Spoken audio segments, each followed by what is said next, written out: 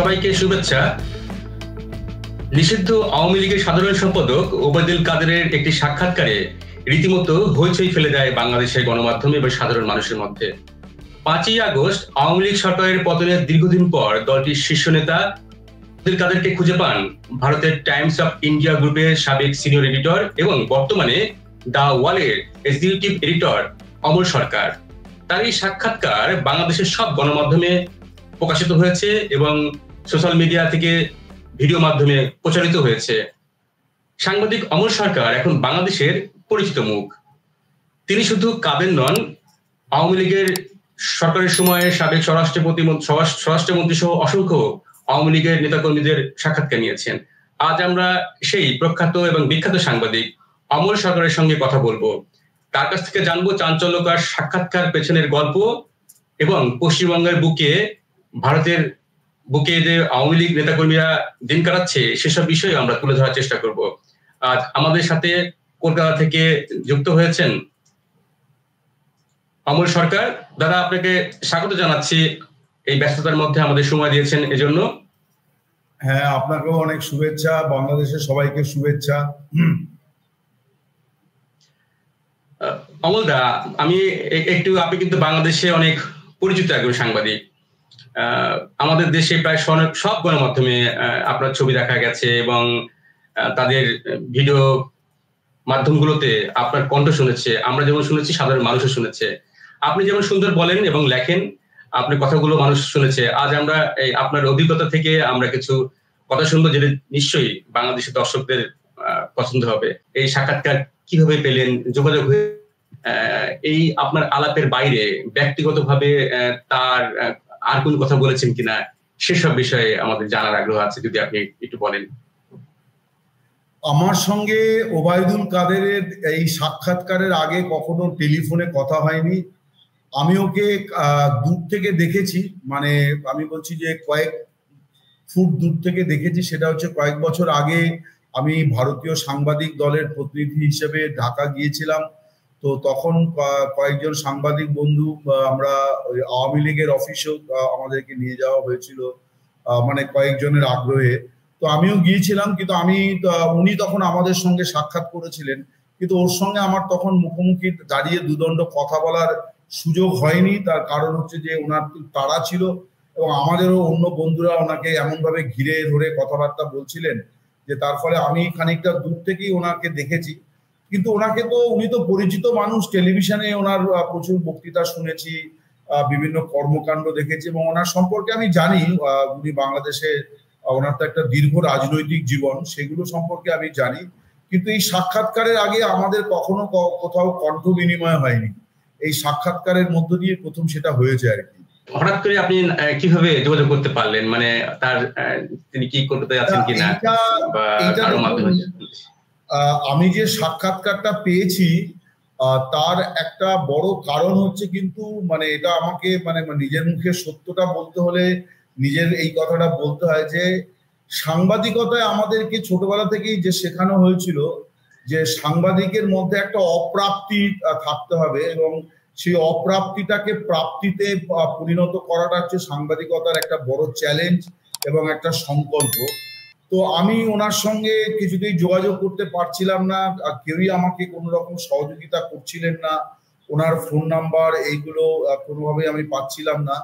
তো কিন্তু আমি লাগাতার ভাবে আমি চেষ্টা চরিত্র করে গেছি। আমি এমনকি ওনার যে চিকিৎসকদের দেখান তাদের পরিচিত জনদের মারফতও আমি ওনার নাম্বার জোগাড় করার চেষ্টা করেছি।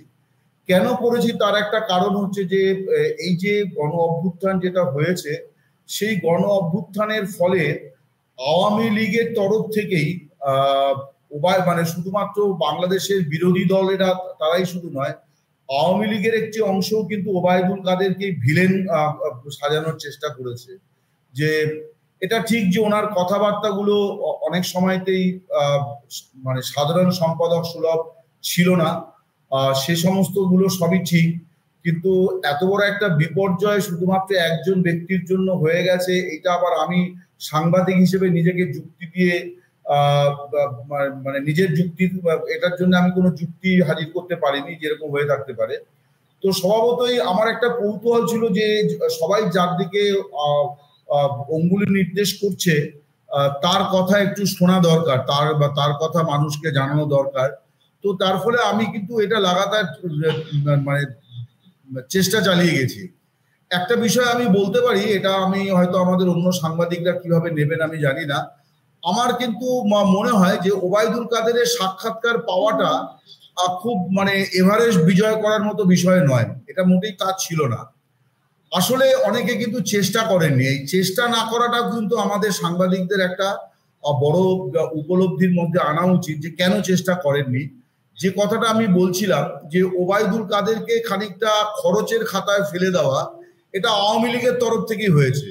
এটা বিএনপি বা অন্যরা হয়তো দু চার কথা নেতারা বলেছেন, সে তো এক অপোজিশনে মানে গণ অভ্যুত্থানের আগেও ওবায়দুল কাদেরকে আক্রমণ করে অনেক কথা বলা হতো, কিন্তু খুব মেটিকুলাসলি আমি বলবো একটা মেটিকুলাসলি আওয়ামী লীগের তরফ থেকেই ওবায়দুল কাদেরকে মাইনাস করে দেওয়া, ভিলেন করে দেওয়া এই চেষ্টাটা হয়েছে।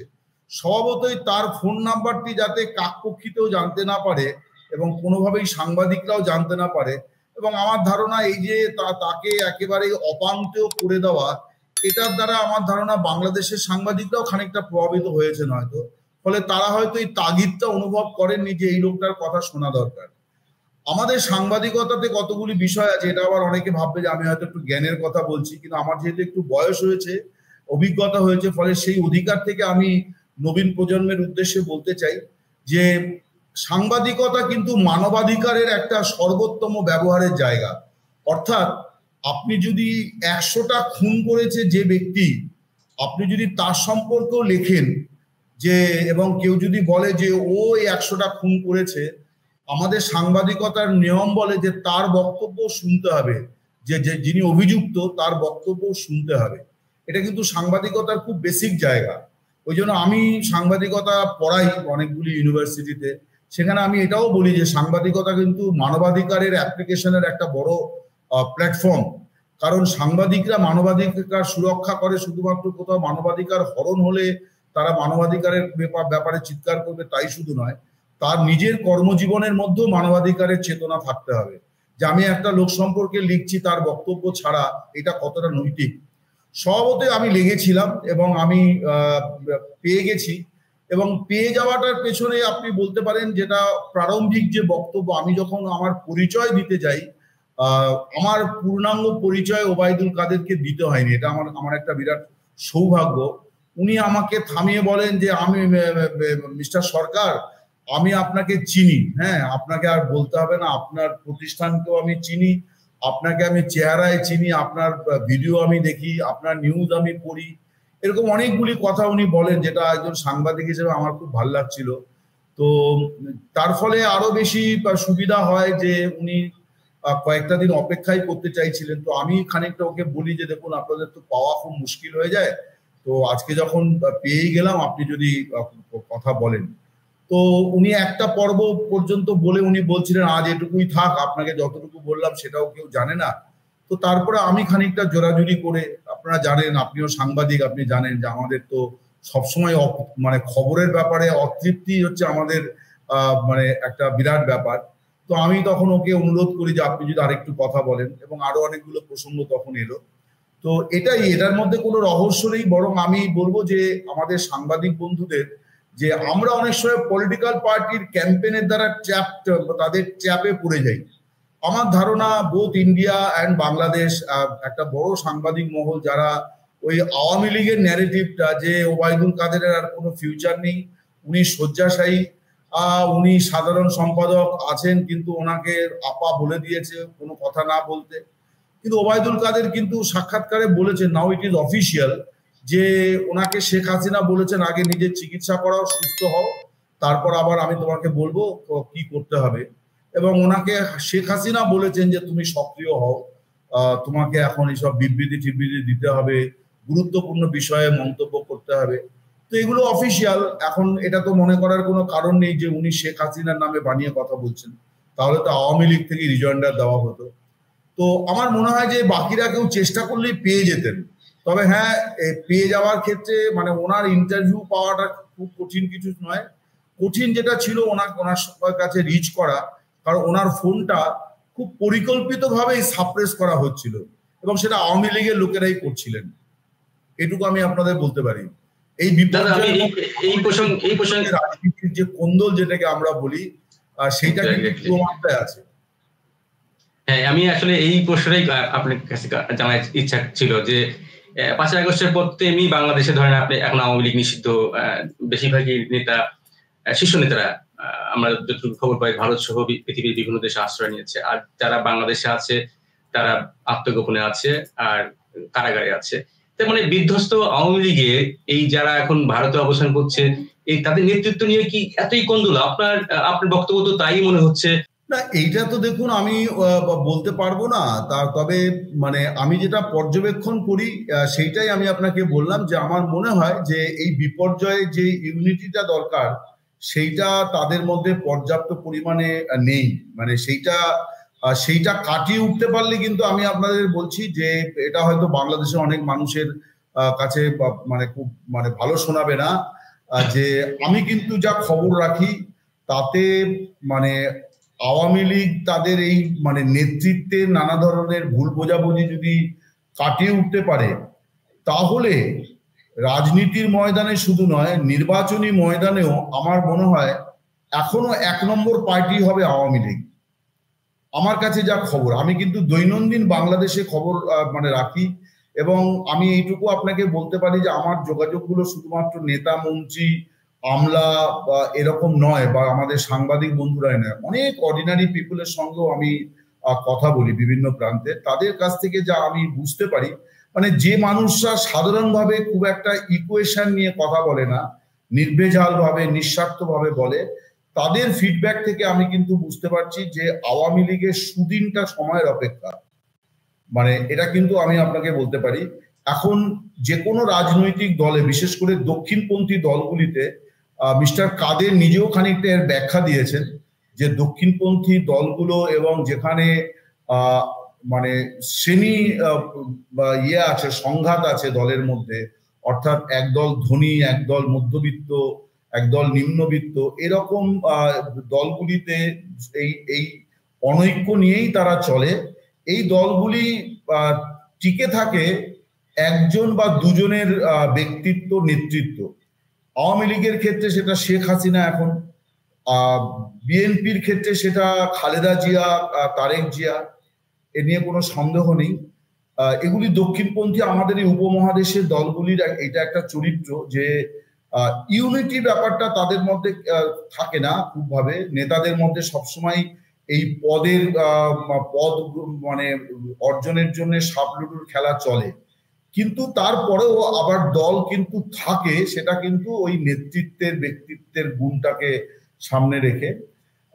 আওয়ামী লীগে সম্প্রতি যে পরিবর্তনটা হয়েছে সেইটা আমি আপনাকে বরং বলি যে শেখ হাসিনা এই বিপর্যয়ে উনি কিন্তু মানে পলিটিক্যাল কমিউনিকেশন যেটাকে বলে, রাজনৈতিক জনসংযোগ, তার একটা অভিনব মানে মডেল উনি তৈরি করেছেন। আমি বলবো যে সেটা এই সংকটে না এলে হতো কিনা, কারণ এটা ঠিক যে প্রধানমন্ত্রীর পক্ষে গণভবনে বসে সেটা সম্ভব নয়, কিন্তু উনি এই যে বিভিন্ন সোশ্যাল মিডিয়াতে যোগদান করছেন, বিপুল সময় দিচ্ছেন, এবং আমি এটা শুধু ওনার এই ফেসবুকের যে বক্তৃতা করেন সেটার কথা বলছি না, অসংখ্য হোয়াটসঅ্যাপ এবং টেলিগ্রাম গ্রুপে উনি যোগ দেন, নিজে উনি আছেন সেখানে, অ্যাক্টিভ আছেন, এবং সেখানে উনি যেভাবে একেবারে গ্রাসরুটের নেতা কর্মীদের বক্তব্য শুনছেন, এবং এই যে শুনছেন, উনি বলছেন কম।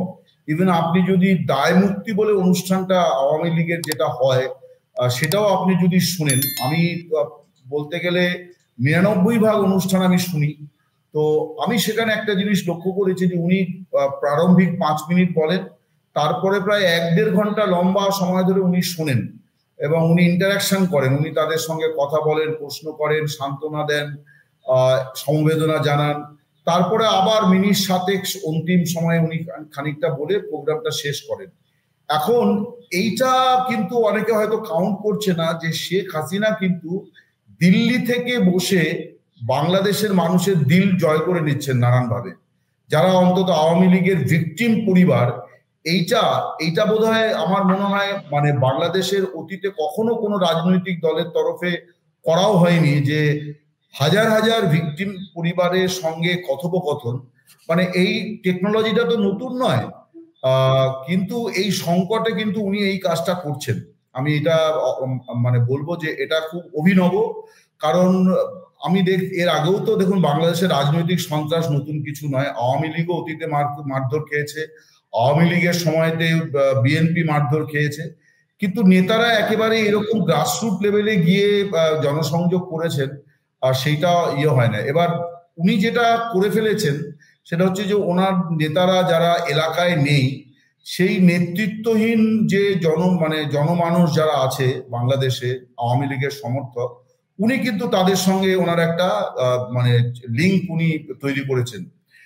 উনি মানে, এবং আমি ওই সম্বোধনগুলো থেকে বুঝতে পারি যে তারাও এই ব্যাপারটাকে যথেষ্ট গুরুত্ব দিচ্ছেন, যে এইরকম উচ্চতা থেকে উনি ওনাদের সঙ্গে যোগাযোগ করছেন, ওনাদের সমস্ত কথা শুনছেন, পরামর্শ দিচ্ছেন, সান্ত্বনা দিচ্ছেন। এটাও খুব ইন্টারেস্টিং। তো যেটা বলছিলাম যে রাজনৈতিক কোন্দল, এটা কিন্তু আমাদের দেশেও এই সমস্যা আছে। একই মানে এটা এই উপমহাদেশের ক্যারেক্টার। পাকিস্তানেও একই সমস্যা আছে, নেপালেও একই সমস্যা আছে। সেটা হচ্ছে যে, এবং আমাদের এইসব জায়গাতে যেটা হয় যে একটা সামন্ততান্ত্রিক ব্যবস্থার মধ্যে এখনো যেহেতু বিরাজ করছে, সামন্ততান্ত্রিক ব্যবস্থা থেকে আমাদের পুরোপুরি উত্তরণ হয়নি, তার ফলে দলগুলির মধ্যেও তার কিছু বহিঃপ্রকাশ আছে। এই নেতাদের মধ্যে একটু দাপট দেখানো, একটু উপেক্ষা করা, সো এ সমস্তকে কেন্দ্র করেও এক ধরনের রাজনৈতিক মানে দলীয় অনৈক্য তৈরি হয়। তো এটা আনফরচুনেট, কিন্তু এটা হয়েছে। না দাদা, হয় কি সংকটময় অবস্থায় সবাই থাকে না। যেমন ধরেন এখন যদি আপনি যেটা সাধারণ মানুষের প্রতিক্রিয়া বললেন যে আওয়ামী লীগের পক্ষে লোকজন বলছে, কিন্তু এখন তো আওয়ামী লীগ নিষিদ্ধ, আওয়ামী লীগ ইলেকশন করার সুযোগ নেই। তো আমি যে জন্য বললাম যে আওয়ামী লীগের বিরুদ্ধে যেমন এখন যারা যে দলগুলো আছে অন্তর্বর্তী সরকারের সময় যারা আছে, তা কিন্তু সবাই কিন্তু আওয়ামী লীগের বিরুদ্ধে সবাই দল মত নির্বিশেষে সবাই কিন্তু ঐক্যবদ্ধ হয়। তার মানে একটা বড় ইস্যুতে, বড় সংকটের সময় সবাই একত্রিত হয়। তো এই যে এখন মানে আওয়ামী লীগের দীর্ঘ তার সময়ে এত বড় দুর্বিষহ সময় কখনো আসেনি। এই সময় তো আসলে এইসব মানে ছোট ছোট স্বার্থের বাইরে গিয়ে সবাইকে তো ঐক্যবদ্ধ থাকার কথা ছিল। যাক, আপনি অনেক ব্যাখ্যা দিয়েছেন, সেটা আমরা কিছুটা বুঝতে পারলাম। তো আমরা আসলে ভাবছিলাম যতবার নিশ্চয়ই আওয়ামী লীগে এখন ঐক্যবদ্ধ, সেটা নিয়ে আমরা পরবর্তীতে কথা বলবো। কিন্তু আপনার কাছে আমার জানার খুব আগ্রহ যে আপনি যে কলকাতায় আছেন এই মুহূর্তে, আমরা জেনেছি যে বিভিন্ন সময় খবর পাচ্ছি যে আওয়ামী লীগের বহু নেতা নাকি সেখানে অবস্থান করছেন। তারা কিভাবে সেখানে গেলেন, কিভাবে আছেন? শুনেছি তারা গোপনে গেছেন। পাসপোর্ট ভিসা ছাড়া তারা কিভাবে সেখানে আছেন? সরকার কি তাদেরকে কিছু বলছে না? কারণ তাদের তো পাসপোর্ট নেই, ভিসা নেই। সেই বিষয়ে আসলে আপনি আওয়ামী লীগের নেতা কর্মীদের সাথে কথা বলতে পেরেছেন নিশ্চয়ই। সেই অভিজ্ঞতা থেকে তারা কিভাবে আছেন, তার দিনকাল কেমন কাটছে, সেটা নিয়ে যদি একটু আমাদেরকে ধারণা দেন। দেখুন, আমি যারা এসছেন তাদের কারোর সঙ্গে আমার মুখোমুখি আলাপ একজন ব্যক্তি ছাড়া কারোর সঙ্গে আমার মুখোমুখি আলাপ হয়নি, ঠিক আছে? কিন্তু ফোনে আমার মানে নিয়মিত বেশ কয়েকজনের সঙ্গে যোগাযোগ আছে। একজন ব্যক্তি, তিনি আমাদের মানে তার পরিবার আমাদের প্রতিবেশী, মানে আমি যেখানে থাকি তার কাছাকাছি থাকেন। সেই পরিবার আমাকে একদিন বলল যেরকম আমাদের একজন এরকম ওখান থেকে এসছে, তো আপনার সঙ্গে একটু আলাপ করতে চায়। তো তার সঙ্গে আমার আলাপ হয়েছে, সেটা মুখোমুখি আলাপ হয়েছে। এছাড়া কারোর সঙ্গে আমার মুখোমুখি সাক্ষাৎ হয়নি। আমিও শেখ হাসিনার মতোই ওই অনলাইনেই যোগাযোগ করি, অর্থাৎ টেলিফোন এবং অন্য বিভিন্ন মাধ্যমে। তো নেতারা কেউ দুঃখে কষ্টে আছে বলে আমার কাছে কোনো খবর নেই, যেটুকু যা খবর রাখি কেউ আছে বলে নেই। হ্যাঁ, দেশ থেকে বেরিয়ে এসছে যে কোনো বাস্তুচ্যুত মানুষ, তিনি ধনপতি হলেও সেটা তার জন্য একটা দুর্যোগের বিষয়। সে যদি অনিচ্ছায় তাকে মাতৃভূমি ছেড়ে চলে আসতে হয়, সেটা তার জন্য একটা সত্যিই দুর্বিপাক। তিনি মানে ধনাঢ্য ব্যক্তি হলেও সেটা দুর্বিপাক। কিন্তু তাদের অন্যান্য সমস্যা, কিন্তু আমি যেটা জানি মানে অসংখ্য সাধারণ আওয়ামী লীগ কর্মী তারা এসছেন, অসংখ্য। তারা কিন্তু খুব আর্থিক অনটনের মধ্যে আছেন, খুবই আর্থিক অনটনের মধ্যে আছেন, এটা আমি জানি। আমি ইনফ্যাক্ট এটা আওয়ামী লীগ বলে নয়, এই ধরনের যে কোনো ঘটনাতেই আমরা সাধারণভাবে যেটা বলি যে সবাই সবাইকে হেল্প করা, ইয়ে করা। তো শেখ হাসিনা দেশে এই ধরনের সব মানে নির্যাতিত, আর্থিকভাবে যারা সহায় সম্বলহীন তাদের পাশে দাঁড়ানোর জন্য নেতাদের যারা আছে দেশে তাদেরকে উনি বলেছেন। আমার মনে হয় সিমিলার কল বোধহয় এখানেও দরকার। তার কারণ আমি এটা জানি যে সাধারণ আওয়ামী লীগের নেতা কর্মী তারাও কিন্তু ওই সময়টাতে এলাকায় থাকতে পারেননি এবং তারাও নানানভাবে দেশ ছেড়ে চলে এসছেন। অর্ডিনারি, এবং এই ordinary in the sense economically backward, অর্থাৎ তাদের আর্থিক সচ্ছলতা নেই। তো তারা এখানে কিন্তু খুবই কষ্টে তাদের জীবন কাটছে। তাদেরকে মানে দেখাশোনা করার বিষয়টি আমার মনে হয় যে ওদের দলের লোকেরা বিবেচনা করলে ভালো করবেন। আমি বিভিন্ন সূত্র থেকে এগুলো আমি জানতে পেরেছি। আপনি আরেকটি প্রশ্ন করেছেন যে ওরা এখানে চলে এসছে, পাসপোর্ট নেই, ভিসা নেই। আমি দেখলাম, আপনাকে প্রথমে বললাম যে আমি ফিজিক্যালি কারোর সঙ্গে আমার সাক্ষাৎ হয়নি একজন বাদে, কিন্তু খবর তো রাখি। আমরা সাংবাদিক, আমাদের তো খবর রাখতে হয়, নানান সূত্র থেকে খবর রাখি।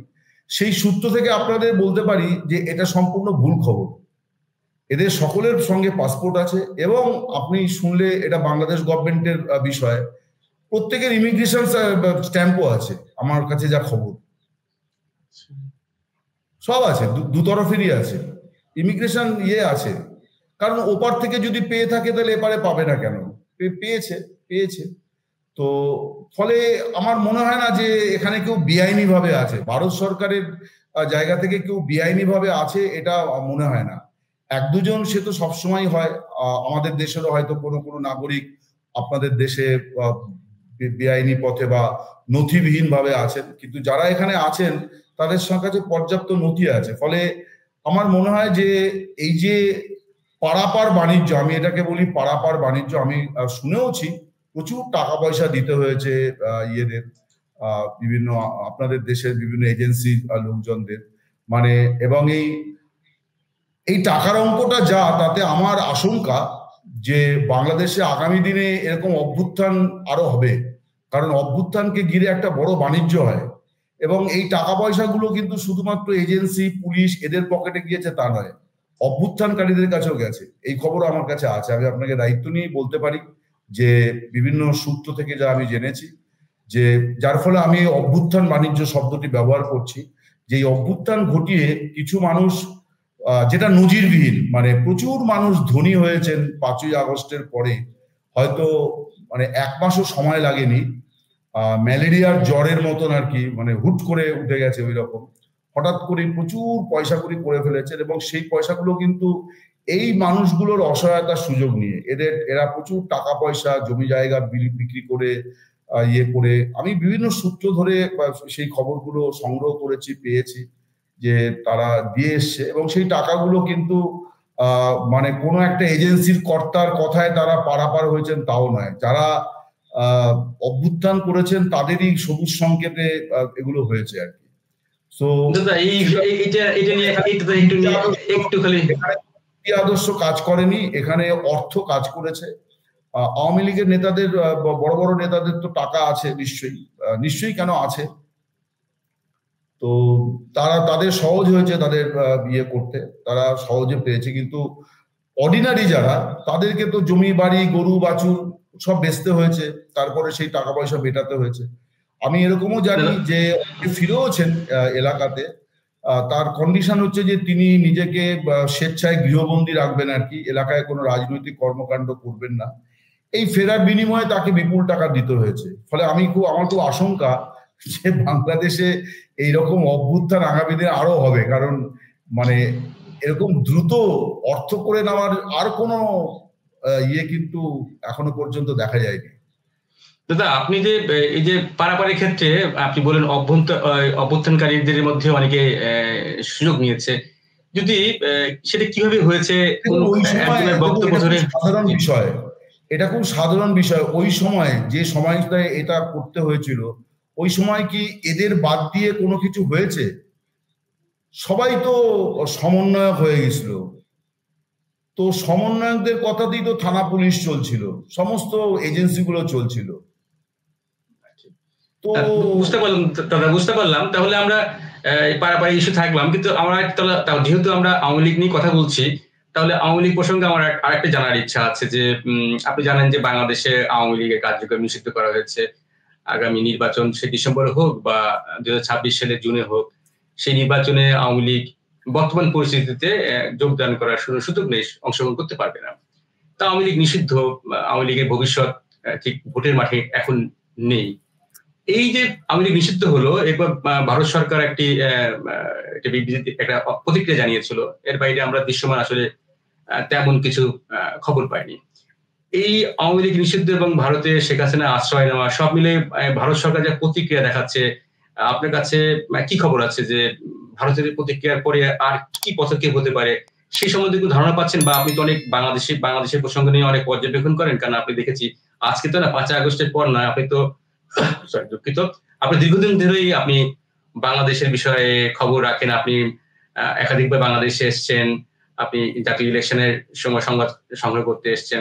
তো সেই জায়গা থেকে, সেই অভিজ্ঞতা থেকে, এবং ভারতে থাকেন আপনি, ভারতের গণমাধ্যমের সাথে আপনি নানানভাবে সরকারের উচ্চপদস্থ কর্মকর্তার সাথে কথাবার্তা হয়, সব মিলে যদি ধারণা দেন যে আওয়ামী লীগ নিষিদ্ধ হওয়ার পর ভারতের প্রতিক্রিয়া শুধু ওই দুই কথার মধ্যে থাকবে না, আরো কোনো দৃশ্যমান কোনো কার্যক্রম আমরা দেখতে পাবো? দেখুন, বাংলাদেশ তো একটা পৃথক দেশ, ভারত আরেকটা দেশ। বাংলাদেশের অভ্যন্তরীণ বিষয়ে তো ভারতের সরাসরি হস্তক্ষেপ করার কোনো সুযোগ নেই। মতামত দেওয়া প্রতিবেশীর ক্ষেত্রে, আপনি আপনার পাশের বাড়ি থেকে যদি তারস্বরে মাইক বাজায় আপনি নিশ্চয়ই আপত্তি করবেন।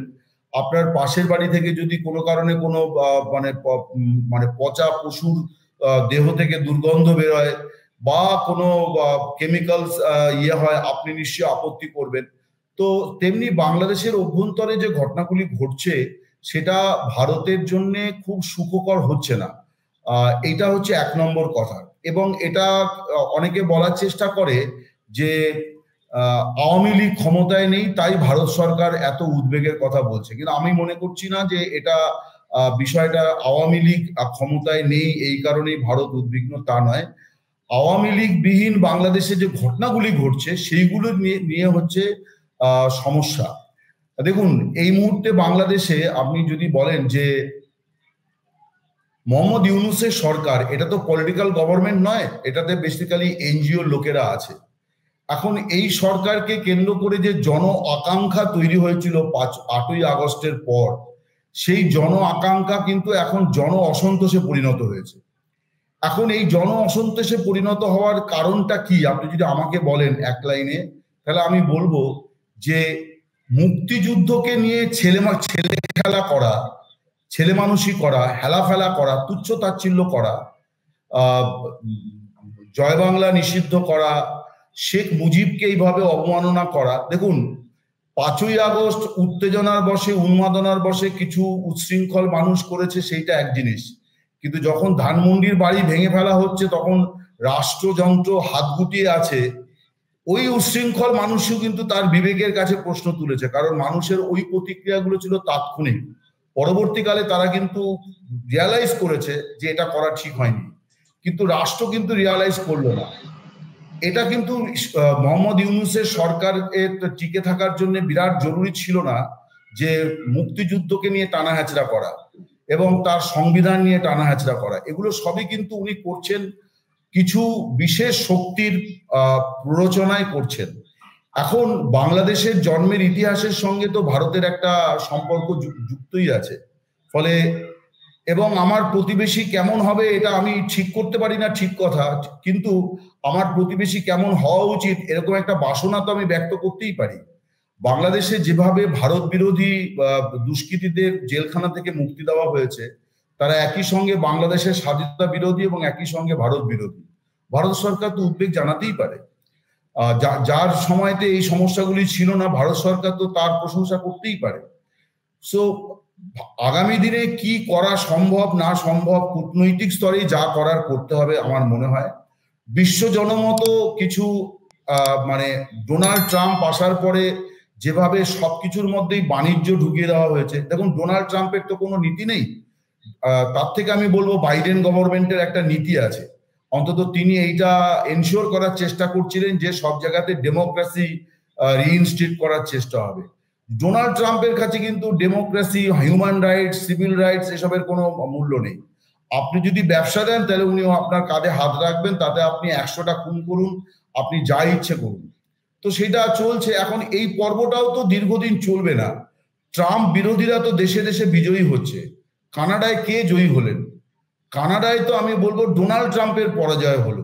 অস্ট্রেলিয়ায় যে জয়ী হলেন, ওখানে তো নির্বাচন হলো অস্ট্রেলিয়াতে, কিন্তু হার জিতের ইয়েতে আপনি যদি দেখেন তাহলে ওখানে ডোনাল্ড ট্রাম্প হেরে গেছে। তো দেশে দেশে ট্রাম্পের অনুগামীরা তারা পরাজিত হচ্ছে।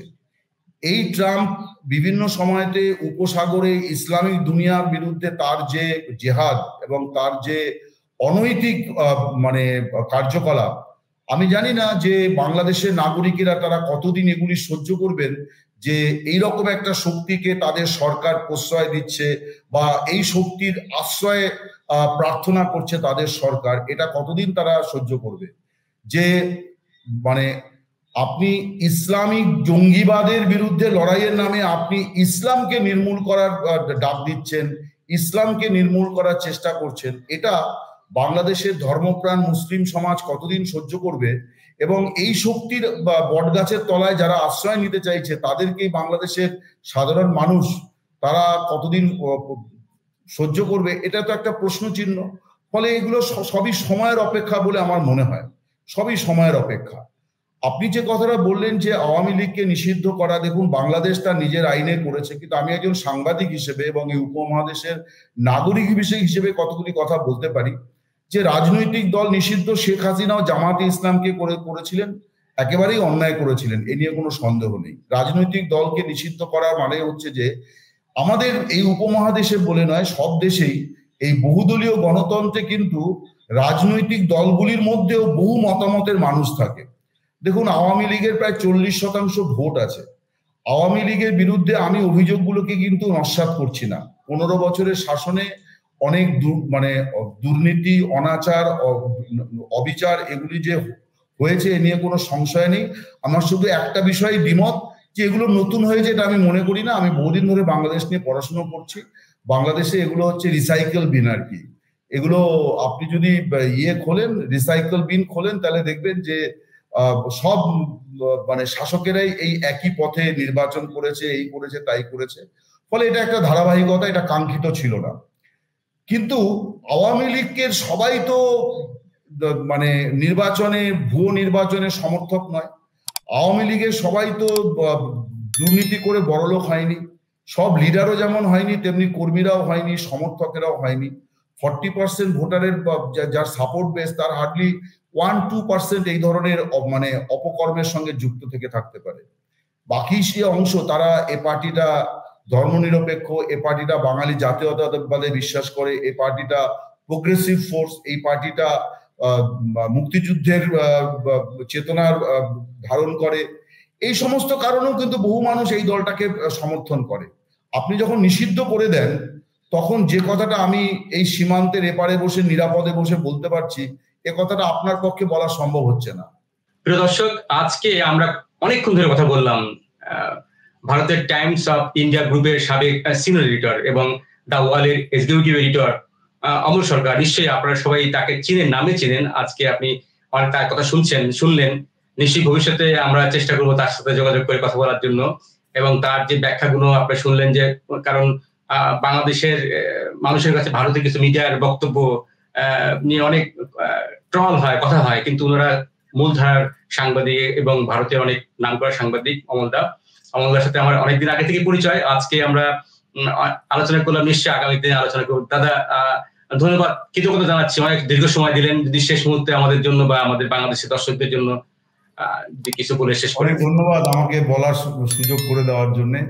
এইভাবে বাংলাদেশের মানুষের কাছে তো পৌঁছতে পারলাম, এটাও তো একটা বড় বিষয়, বড় সৌভাগ্য এটা। থ্যাংক ইউ, অনেক ভালো থাকবেন। সবাইকে শুভেচ্ছা জানাচ্ছি। আজ এই পর্যন্তই, ধন্যবাদ।